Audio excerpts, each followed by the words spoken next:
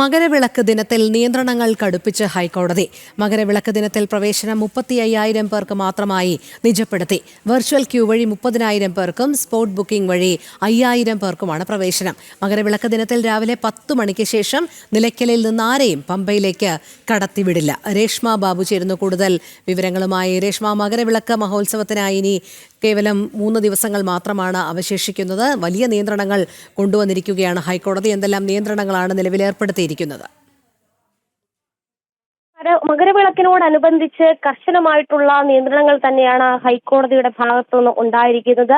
പ്രവേശനം 35,000 പേർക്ക് മാത്രമായി പരിമിതപ്പെടുത്തിയിരിക്കുന്നു. വെർച്വൽ ക്യൂ വഴി 30,000 പേർക്കും അതോടൊപ്പം തന്നെ സ്പോട്ട് ബുക്കിംഗ് വഴി 5,000 പേർക്കുമാണ് പ്രവേശനം നൽകാൻ സാധിക്കുക. ജനുവരി 13-ന് വെർച്വൽ ക്യൂ വഴി 35,000 പേർക്ക് ഈ ഇത്തരത്തിൽ സ്പോട്ട് ബുക്കിംഗ് വഴി 5,000 പേർക്കും ഈ മകരവിളക്ക് ദിനത്തിൽ സന്നിധാനത്ത് എത്താൻ സാധിക്കും.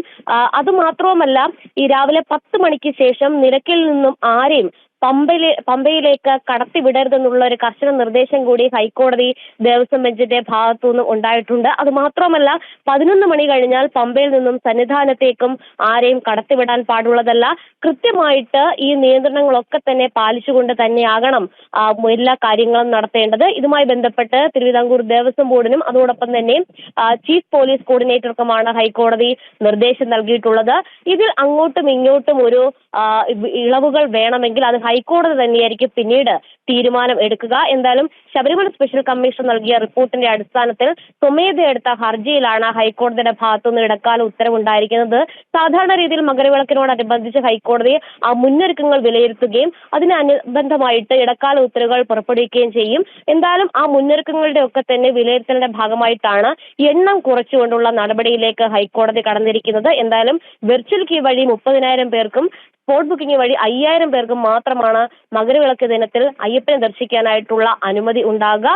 ഈ നിയന്ത്രണങ്ങളൊക്കെ തന്നെ കർശനമായിട്ട് പാലിച്ചു വേണം എല്ലാ കാര്യങ്ങളും ചെയ്യേണ്ടതെന്നും ദേവസ്വം ബോർഡിനും അതോടൊപ്പം തന്നെ Sabarimala special commissioner, chief police coordinator ഈ 3 പേർക്കും ഹൈക്കോടതി കർശന നിർദ്ദേശം ഇടക്കാല ഉത്തരവിലൂടെ നൽകിയിട്ടുള്ളത്. രോഹിണി. ശരി, രേഷ്മ ബാബു ആണ് വിവരങ്ങൾ നൽകിയത്.